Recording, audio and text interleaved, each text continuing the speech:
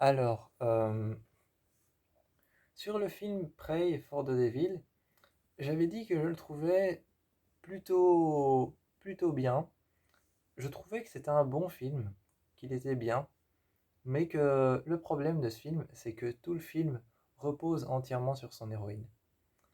Tout le film repose entièrement sur son héroïne, et c'est ça le gros problème du film. Mais c'est un bon film d'horreur, c'est pas le meilleur de l'année, mais sans plus.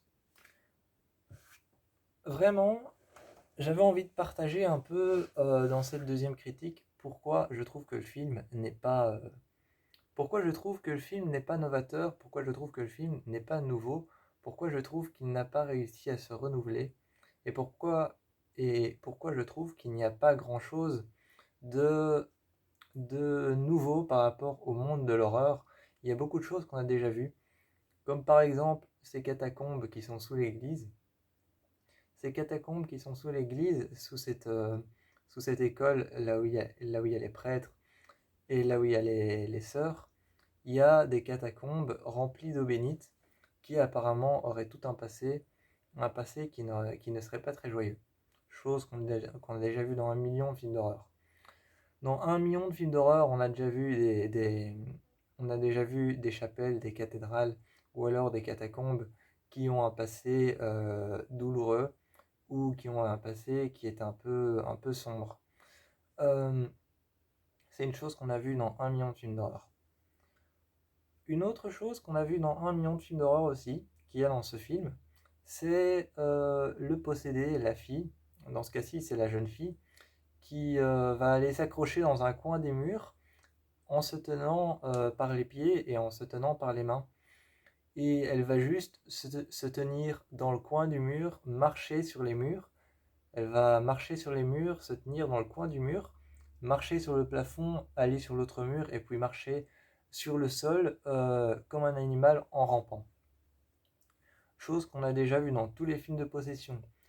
Vous pouvez taper film de possession, film de démon, vous pouvez être sûr que c'est ce possédé qui marche et qui va aller s'agripper dans un coin du mur, et puis qui marche et qui va marcher sur le plafond et s'agripper dans un autre coin du mur, et qui marche sur les côtés.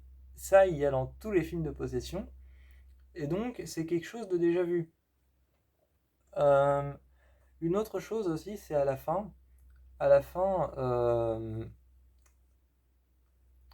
elle est dans un taxi et il y a une musique un peu angoissante qui commence. Il y a une musique un peu angoissante qui commence quand le taxi s'arrête et il s'arrête au beau milieu d'un carrefour.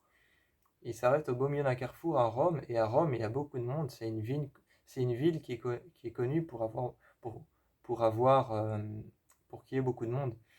Et donc le taxi s'arrête justement au milieu de tout le monde dans un carrefour qui est bondé. Et le taxi s'arrête et il y a une musique angoissante qui commence. Et t'as sœur Anne qui regarde par la fenêtre du taxi. Et il y a plein de monde dans une rue entre deux bâtiments, il y a plein de monde. Et tu vois le monde qui s'écarte. Et il y a une femme un peu âgée. Il y a une femme un peu âgée qui l'observe sans bouger.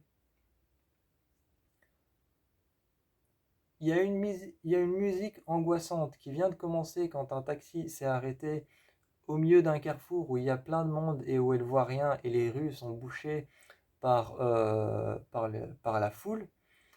Et, euh, et il y a cette femme au milieu de la foule qui la regarde fixement. La musique commence de plus en plus à être beaucoup plus terrifiante. Et puis, tu as la caméra qui suit le regard de sœur Anne, qui regarde son crucifix, qui regarde sa mallette et qui regarde ses objets comme son chapelet, son crucifix et sa mallette, les objets religieux. Donc elle regarde les objets religieux et il y a cette femme au fond. Il y a 1 million de chances sur zéro. Enfin, il y a vraiment, je veux dire, cette femme qui est dans le fond, il y a 1 million de chances sur zéro qu'elle vienne. Et elle est venue. Justement, le jumpscare, c'était qu'elle attendait, là, dans la foule. Et puis, elle est venue à sa fenêtre et elle l'a vu. Et juste avant, en plus, juste avant que la musique commence, quand le chauffeur s'arrête, le chauffeur s'arrête et tu vois qu'il le fait un peu exprès. Et puis, il lève les yeux et il regarde le rétroviseur, il replace le rétroviseur correctement. Et il regarde dans les rétroviseurs dehors à gauche, dans les rétroviseurs dehors à droite et dans le rétroviseur de l'intérieur de la voiture qui repositionne correctement en regardant Sir Anne. Et justement, en levant les yeux, là tu comprends qu'il se passe quelque chose. Mais au moment où tu as vu cette femme dehors, au moment où tu vois que Sir Anne regarde son crucifix, tient son chapelet et regarde par la fenêtre, et que tu vois que cette chose est arrivée,